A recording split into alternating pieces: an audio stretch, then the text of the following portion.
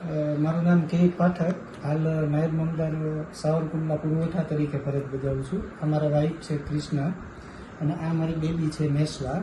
અમારે કાશ્મીર જે ટૂર હતી એમાં 17 થી 24 તારીખ સુધીનું પેકેજ હતું. એમાં જ્યારે આ બનાવ બન્યો, જ્યારે પહેલગામ જ્યાં હુમલો થયો મંગળવાર 22 તારીખે, ત્યારે અમે પહેલગામ જ હતા અને 12:30 પોણા એકે અમારે ત્યાં ઉપર બાઈસરન જે વેલીમાં જ્યાં બનાવ બન્યો ત્યાં જવાની અમારી ઈચ્છા અને અમારી યોજના હતી. પરંતુ અગાઉ અમે કાશ્મીરમાં 4 દિવસથી ફરતા હતા.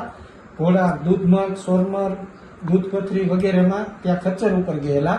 એટલે આ મારી બેબી જે છે મેસવા, એણે એવી ના પાડી કે પપ્પા ત્યાં ઉપર મારી વેલીમાં ઘોડાથી જવું નથી. ઘોડામાં હું બેસીને 3-4 દિવસથી હું કંટાળી ગઈ છું, બરાબર.